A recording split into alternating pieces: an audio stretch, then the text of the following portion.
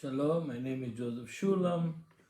I'm the ex-director of Netivyah Bible Instruction Ministry, and I'm continuing this series on 2 Samuel. We did chapter 7, we're going to do chapter 8 and 9 because they are programmatic chapters that talk about David's victories and his attitude toward his enemies. It's interesting, but there are more interesting things waiting for us after chapter 10. So, chapter 8, verse 1.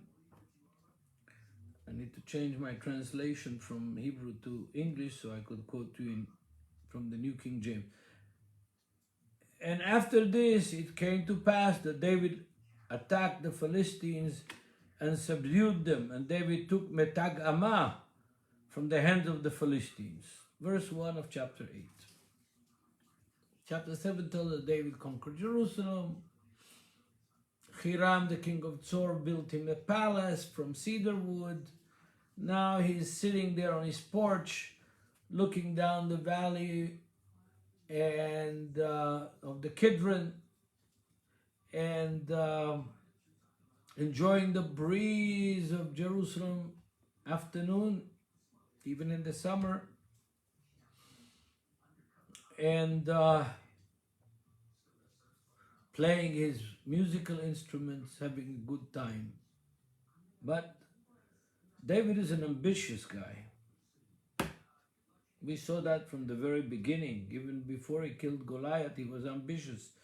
All the people of Israel didn't know what to do, but he said, ask questions, investigate, what will I gain, what will I get if I do it?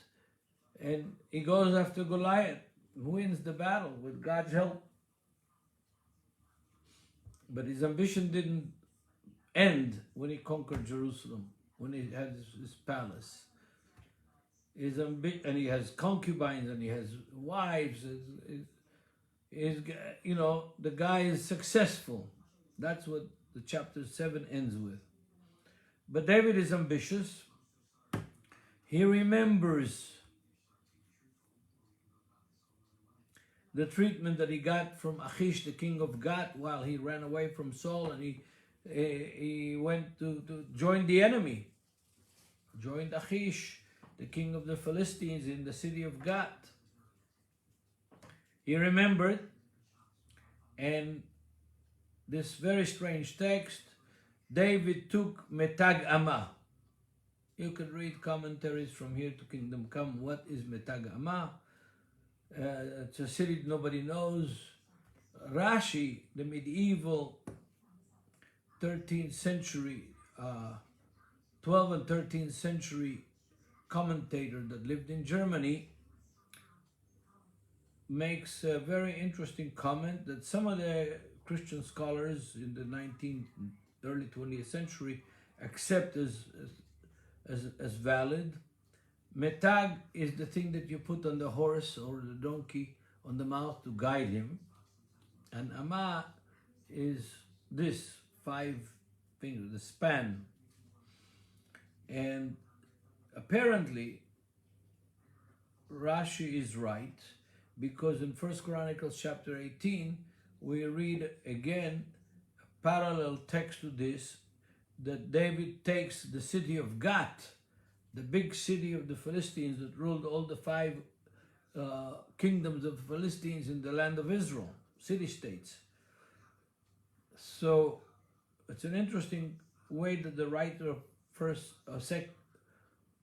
Samuel describes Gath as kind of the guide of all the 5 cities of the Philistines, of the span of the Philistines. David takes them.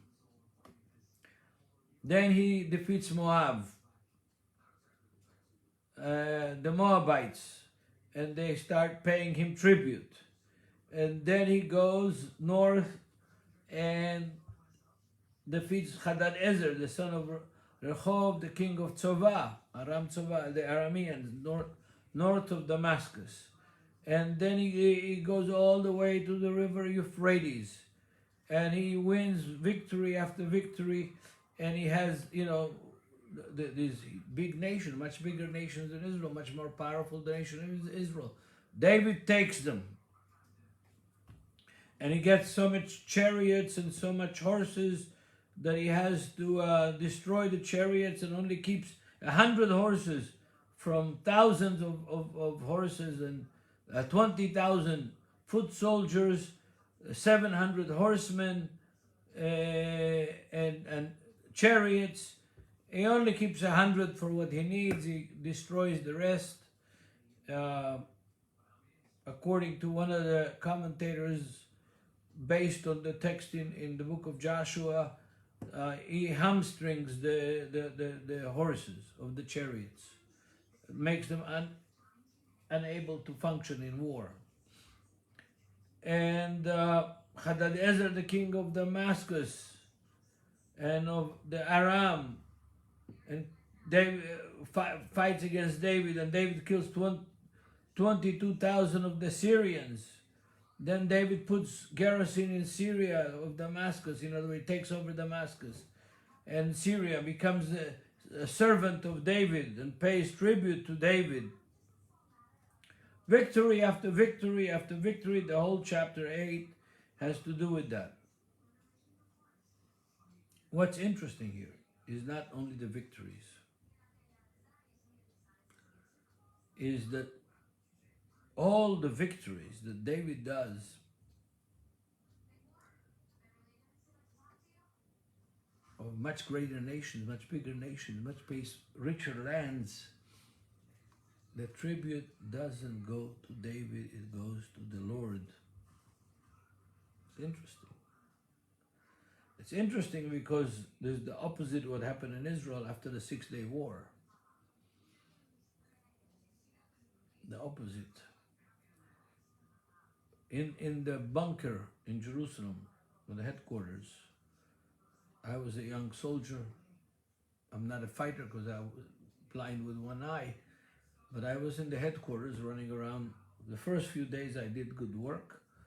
I was in charge of evacuating all the kindergartens in the southern side of the city from the children, because the children were in school when the war, so they were in the kindergarten in school when the war started. Somebody had to guide them home during the bombardment of the Jordanians of the southern side of the city. That's where I lived, and that's where I was in charge of. But most of the war I was in running around the headquarters doing nothing, essentially wasting time. But I had a chance to hear what some of our renowned generals were talking. Somebody told our chief of staff at that time, the one-eyed General Moshe Dayan, praise the Lord for that we have taken Jerusalem. Moshe Dayan turned and said, no, the Lord had nothing to do with it. Praise Tzahal, praise the Israeli army for taking Jerusalem. And I really believe that we are paying now, many years later, over 40 years later,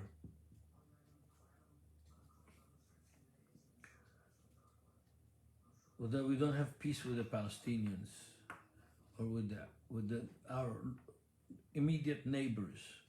Yes, we made peace with the Emirates, with Bahrain, with Sudan, and we're probably going to make peace with Saudi Arabia and other Arab countries, but they're far from us. They're not sitting on our borders right here, catching our neck.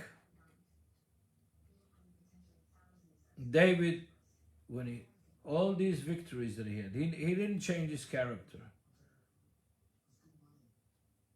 He calculated every move, and we're going to see it in a few minutes. But at the end, he gives God the glory, and he remembers those that did him good and acts to thank them. He's not ungrateful for those who did him favors. And we see this in these chapters, victory after victory over the Philistines and Amalek and the Assyrians and the Transjordanian countries, Moab, and the people of Yabesh Gilad. He doesn't forget those who do him bad, but he also does not forget those who do him favors. That is a significantly important characteristic of King David. Yes, he's a rascal, but he remembers God and he remembers those who did him favors. And let me demonstrate to you. We are in the end of chapter 8, verse 16.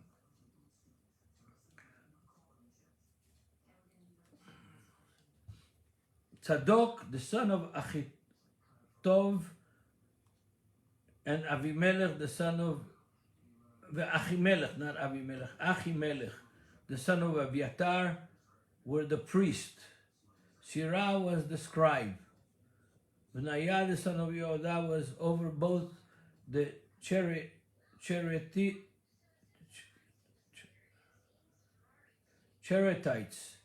and the Peltites, and David's sons were chief ministers. Okay, I'll start with Tzadok, the son of Achitov. This is the son of the priest that gave David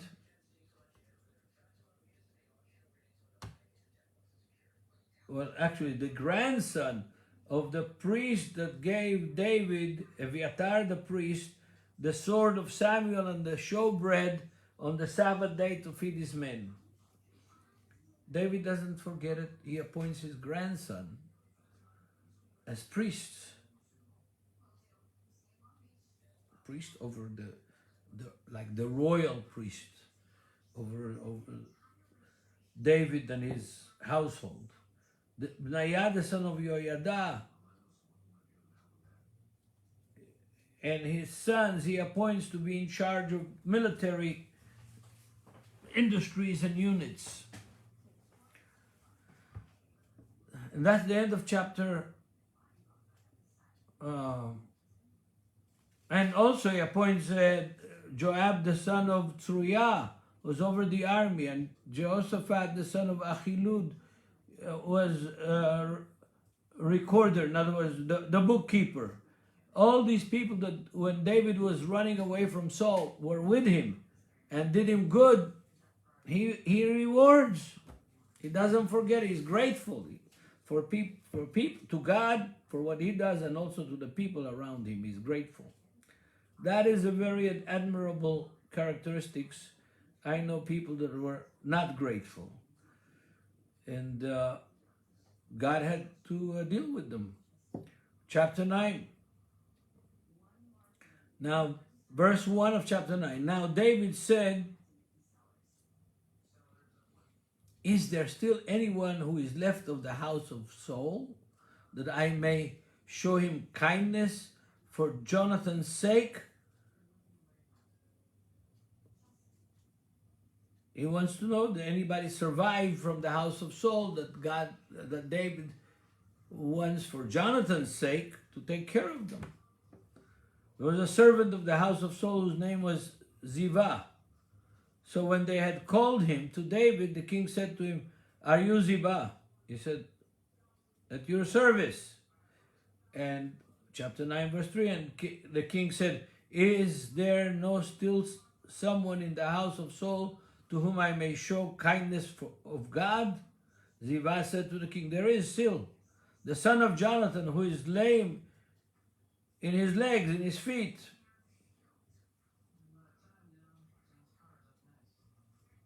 So the king said to him, "Where is he?" And Ziba said to the king, "Indeed, he is in the house of Machir, the son of Amiel, in Lodavar." The king David sent and brought him out of the house of Machir, the son of Amiel, from Lodavar. And now Mephibosheth, the son of Jonathan, the son of Saul, had come to David, fell on his face, prostrated himself. Then David said, "Mephibosheth." And he answered, "Here is your servant."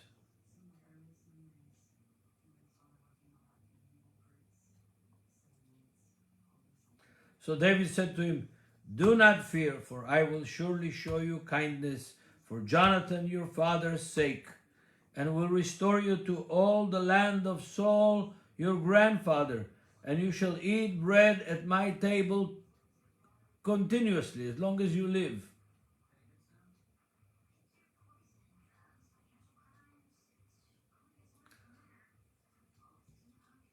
In other words, I will support you as long as you live, you and your family, and I will restore you the land of your grandfather Saul, private land. And he bowed down and said, what is your servant that you should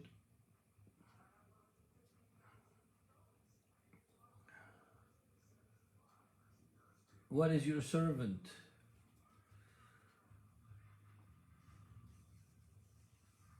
that you should look upon such a dead dog as I am? Mephibosheth, the crippled son of Jonathan, humbles himself in front of David and calls himself a dog. And the king called Ziba, Saul's servant, and said to him, I have given your master's son all that belongs to Saul and to all his house. You therefore and your sons and your servants shall work the land for him, and you shall bring in the harvest, that your master's son may have food to eat. But Mephibosheth, your master's son, shall eat bread at my table always. Now Ziba had 15 sons and 20 servants. Ziba said to the king, according to all that my lord the king has commanded his servant, so will your servant do. As for Mephibosheth, said the king, he shall eat at my table like one of the king's sons. Mephibosheth had a young son whose name was Micha, and all who dwelled in the house of Ziba were servants of Mephibosheth. So Mephibosheth dwelt in Jerusalem, for he ate continuously at the table of the king, and he was lame in both his feet. So look at David. Look at David, folks. Look at David. As rough and as problematic and as sinful as he was, he had that character that he never forgot somebody who did him good, but he also never forgot somebody who did him bad. We'll find out later in the second book of Samuel that there were other relatives of King Saul that were not so good with David. And David handed them over to the Gibeonites, and they killed them. The only one that remained is the crippled Mephibosheth, son of Jonathan, that lived on David's table for the rest of his life. And the land of his grandfather was restored to him. Yep, that's David. We have so much to learn from that. Yeah. We have a lot to learn from this aspect of King David. To be grateful. We have the story in the Gospel of Luke of the 10 lepers that when Yeshua is coming down from Nazareth to Jerusalem, going through Samaria, 10 lepers approach him. And he heals all 10 of them. But the Samaritan leper remembers, and he runs back to Yeshua and falls on down in front of him and kisses his feet in gratitude that he was healed from leprosy. And Yeshua says, you did well. Where are the other 9? The other 9, the other Jews that I healed. The Samaritan came to ask, to show gratitude, to thank Yeshua. Where are the other 9, Yeshua says. I'm sure that it's my take on it, that when they got to Jerusalem, and they went to the priest, and the priest did the ceremony and everything to find out if they're really healed, maybe some of them, the leprosy returns. Maybe. That's what I would understand. Because they were not grateful for what Yeshua did for them. And we all have to be careful and remember the good that God does for us, that Yeshua does for us. the blessings of knowing that our sins are forgiven. We need to remember that and to show our gratitude to God and to God's people. May God bless all of you. We'll continue the next day or two to chapter 10 and then to chapter 11, the story of David and Bathsheba, and all kinds of very interesting things that we all need to learn from. May God bless you. Read for yourself